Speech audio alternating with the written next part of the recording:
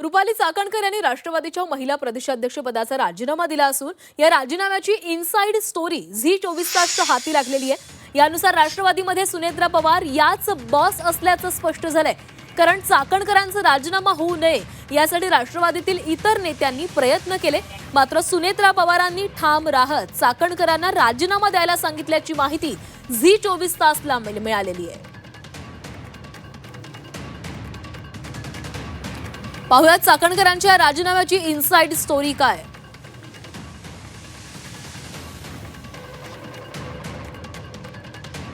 चाकणकरांचा राजीनामा होऊ नये यासाठी इतर नेत्यांकडून प्रयत्न केले जात होते। इतर नेत्यांच्या प्रयत्नांनंतरही सुनेत्रा पवार यांचा शब्द अंतिम राहिला। शुक्रवारी सकाळी रुपाली चाकणकरांचा सुनेत्रा पवारांना फोन आला। पक्षातून मित्र पक्षाकडून चाकणकरांच्या राजीनाम्यासाठी दबाव होत होता। सुनेत्रा पवारांनी चाकणकरांना राजीनामा पाठवण्यास सांगितलं। हताश चाकणकरांचे राष्ट्रवादीच्या आमदारांना फोन होऊ लागले। आपली बाजू त्यांनी त्यांच्याकडे मांडली।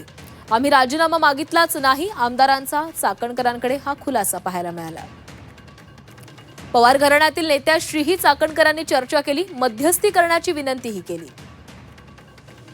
चाकणकर राष्ट्रवादीच्या 2 मोठ्या नेत्यांच्याही संपर्कात होत्या। राजीनामा होऊ नये यासाठी प्रयत्न केला जात होता। सुनेत्रा पवारांनी ठाम राहत चाकणकरांना राजीनामा द्या असा निरोप दिला।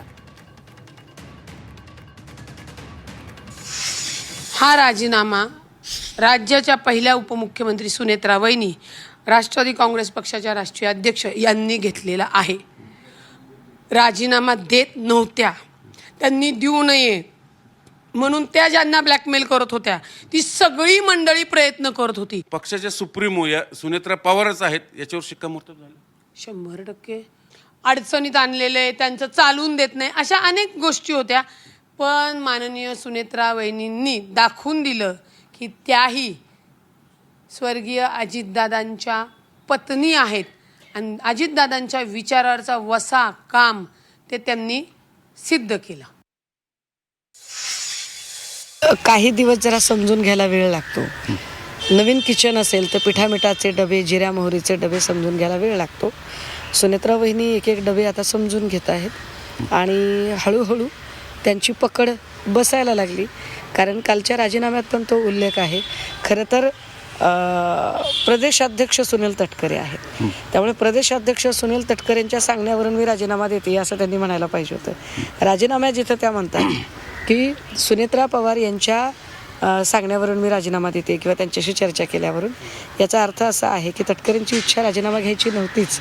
तटकरे शेवटपर्यंत त्यांना वाचवायचाच प्रयत्न करत होते, हे स्पष्ट आहे।